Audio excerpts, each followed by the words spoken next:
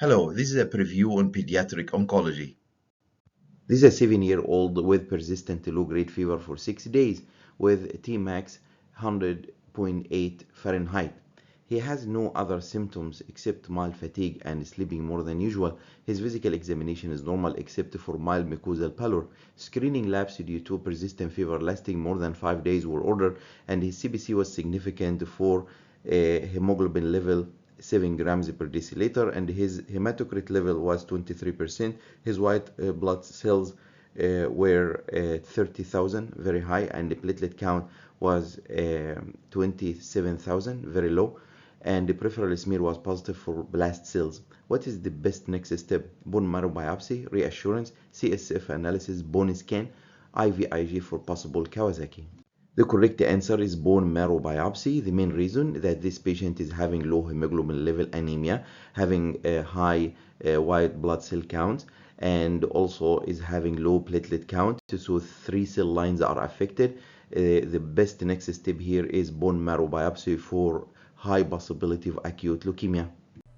Acute lymphoblastic leukemia is the most common type of leukemia in children. It accounts for 20 to 30% of all childhood cancer. The peak age is 2 to 5 years of age. Associated syndrome with acute lymphoblastic leukemia is Down syndrome, Fanconi anemia, Diamond-Blackfan anemia, Schwachman-Diamond syndrome, ataxia telangiectasia, Li-Fraumeni syndrome.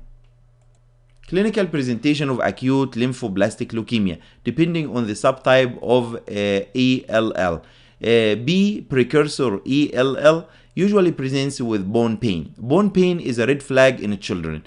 Any child presents with bone pain, especially in the lower extremities, must be taken seriously because this can be a presentation of acute leukemia. So bone pain is not the most common cause is the acute leukemia, but is the most dangerous, so you don't want to miss it. Arthritis, limping, persistent fever, no infection to explain, neutropenia, fatigue, pallor, petechiae, bleeding, lymphadenopathy, hepatosplenomegaly.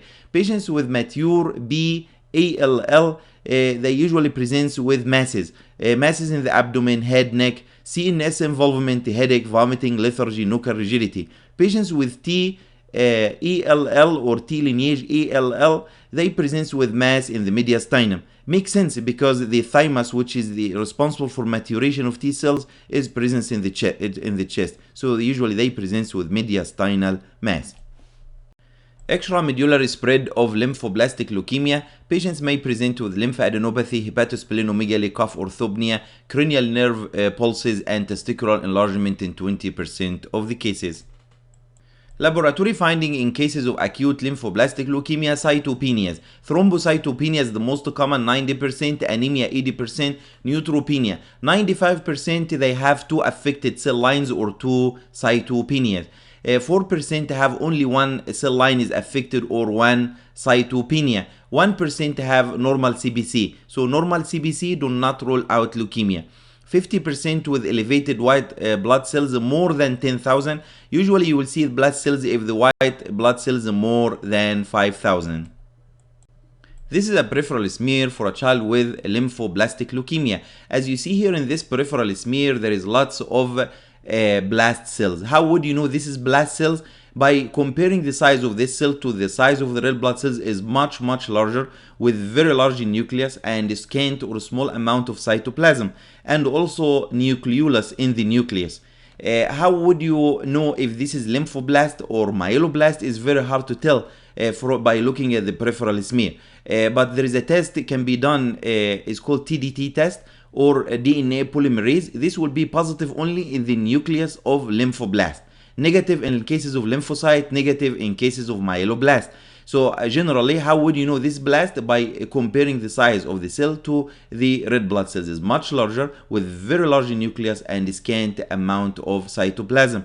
And also, if you want to recognize the myeloblast, if they give it to you in the exam, it will show our rods. Our rods, you will see a line in the cytoplasm of the blast cells, and this is crystallization of myeloperoxidase, and I will explain that in the next few slides. So generally, if you want to identify blast cell in the examination, in the pediatric board exam, look for large cells with large nucleus, small amounts of cytoplasm compared to the size of red blood cells. This is a classic presentation of blast cells in the peripheral smear.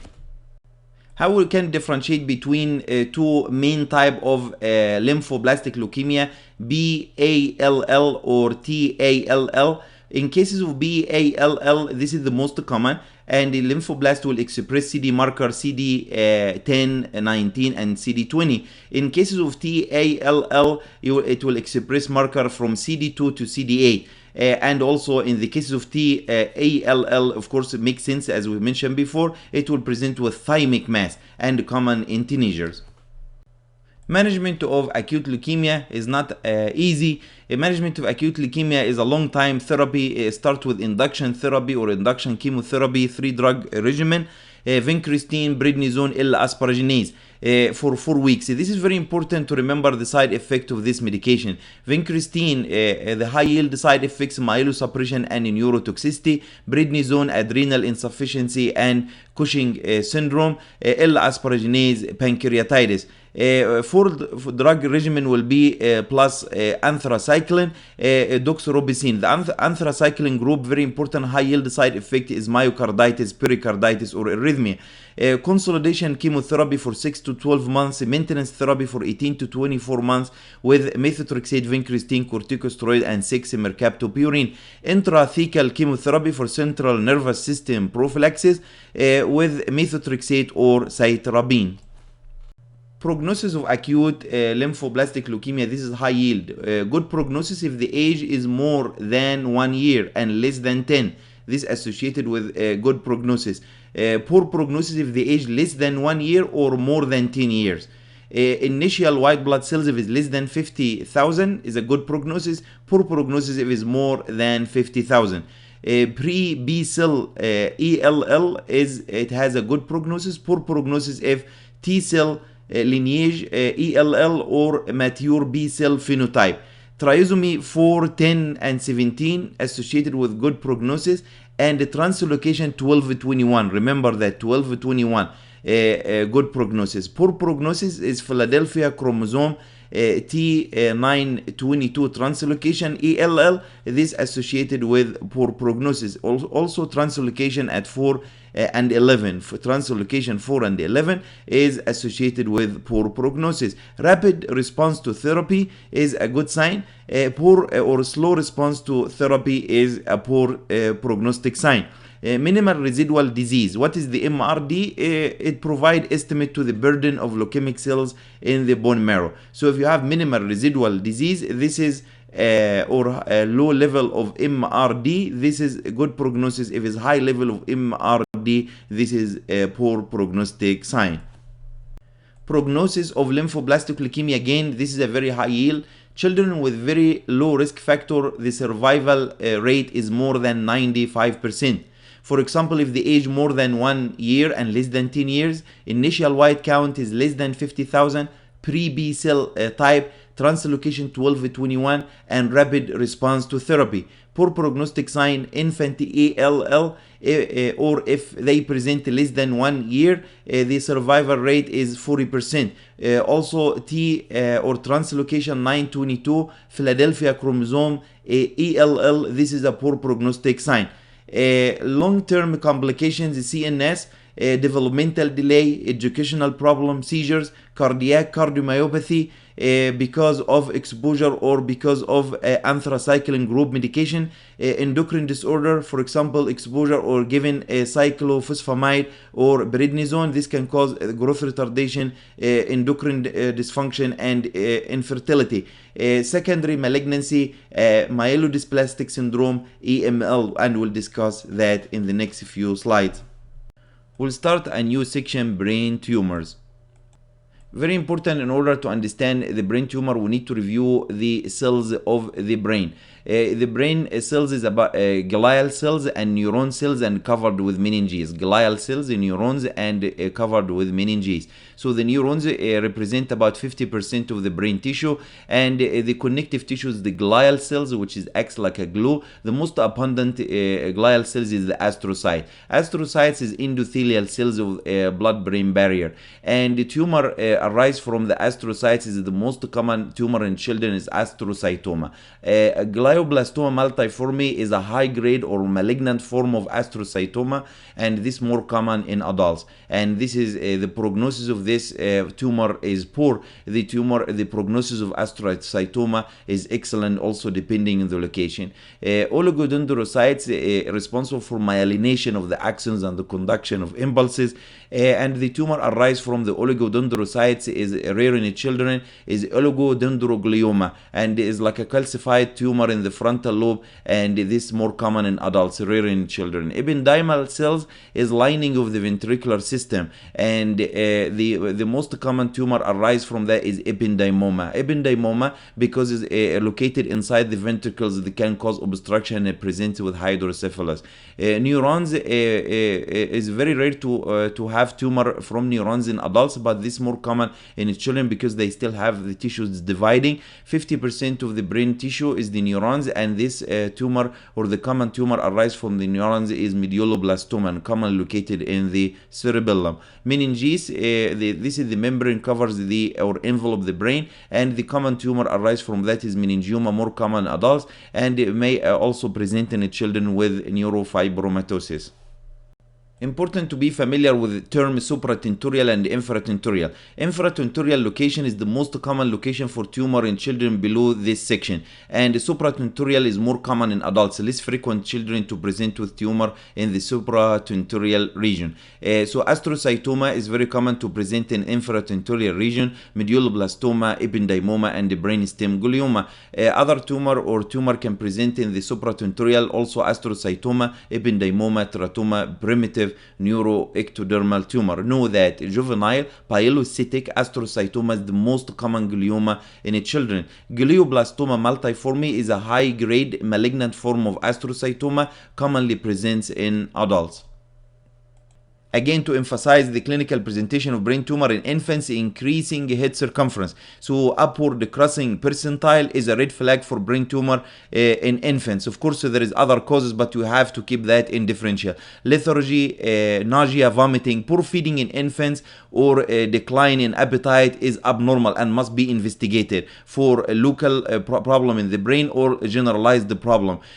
Children, they may present with headache, decreased visual acuity, and seizures. So any problem with the eye in children with new onset must be taken seriously, must be referred early to ophthalmologist, and consider imaging study if you suspect a brain tumor. Partial seizure is a red flag and is always equal brain tumor until otherwise is proved. So imaging study or brain MRI is a must in partial seizure. Cranial nerve pulses, endocrine dysfunction also is a red flag.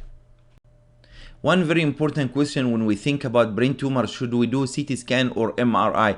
So you have to know the limitation of the CT scan, and you have to know the importance of the MRI. So very important to know that altered mental status, behavioral changes, or cognitive decline associated with headache, nausea, vomiting, ataxia in the absence of infection should refer to emergency department for CT scan.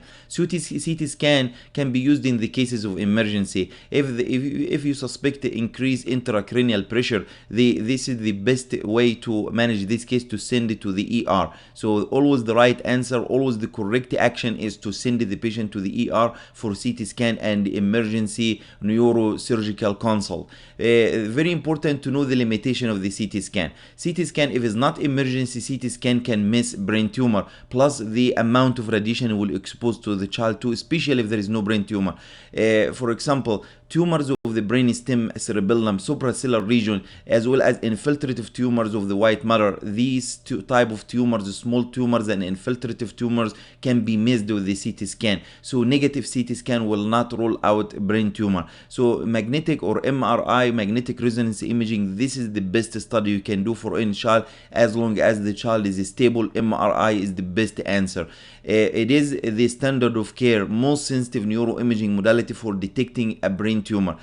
Order with and without intravenous gadolinium contrast. So this is very important to know the importance of the MRI for detecting brain tumor. Plus, if it came back negative, at least you didn't expose the patient to this large amount of radiation if the patient is stable. But if the patient is unstable, there is no other option. You have to send it to the ER.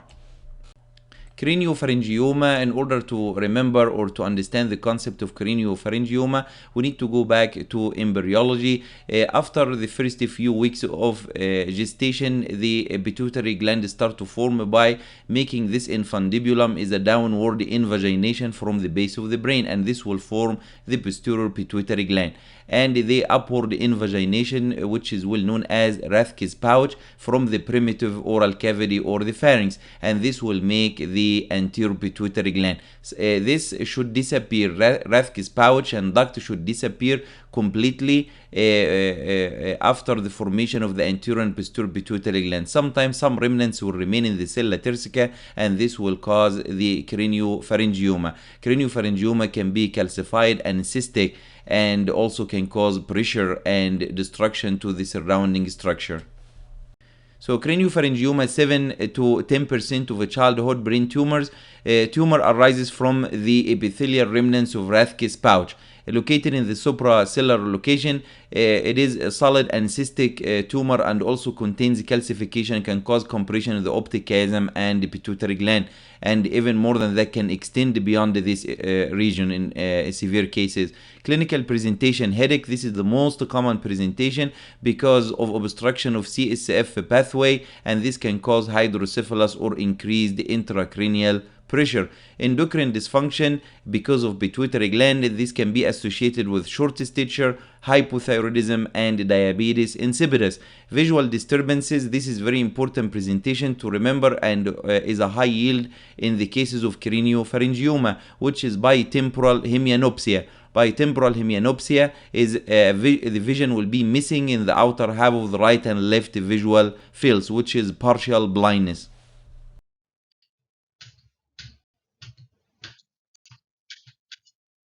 Having trouble or trying to pass the pediatric board exam? We have the definitive solution for you, presenting the Last Minute Review Series, a powerful tool for achieving success in pediatric board exams, crafted by Dr. Osama Naga, a board-certified pediatrician by American Board of Pediatrics and the editor of the Pediatric Board Study Guide, a last-minute review. Dr. Naga breaks down the most critical subjects in this series. The Pediatric Last Minute Review webpage offers a thorough and rigorous set of pediatric board review sessions that are in line with the study guide. The lectures will cover the most important topics for each condition that a pediatrician must know for pediatric board exams, as well as real-life clinical encounters. The inclusion of a clinical case scenario, accompanied by multiple choice questions, followed by the most probable answer and a comprehensive description of the issue, will ensure test readiness for each student. You will be able to download the lecture's PDF files to make your studies easier, to take notes and be accessible on the go and offline. Based on the membership plan you choose, you will have unlimited access to the lectures for either 1 month, 3 months, 6 months, or 1 year. By viewing these videos, you will increase your chances of passing the board exam and gain substantial advantages from the acquired knowledge. Additionally, by studying the material and completing the AAP prep questions from the previous 3 years, you will greatly increase your likelihood of passing the board and will acquire a wealth of knowledge. Click on the link provided below to visit lastminutepediatric.com and subscribe immediately. Be sure to take advantage of our free video samples on our YouTube channel, Pediatric Board Last Minute Review. Good luck with your exams.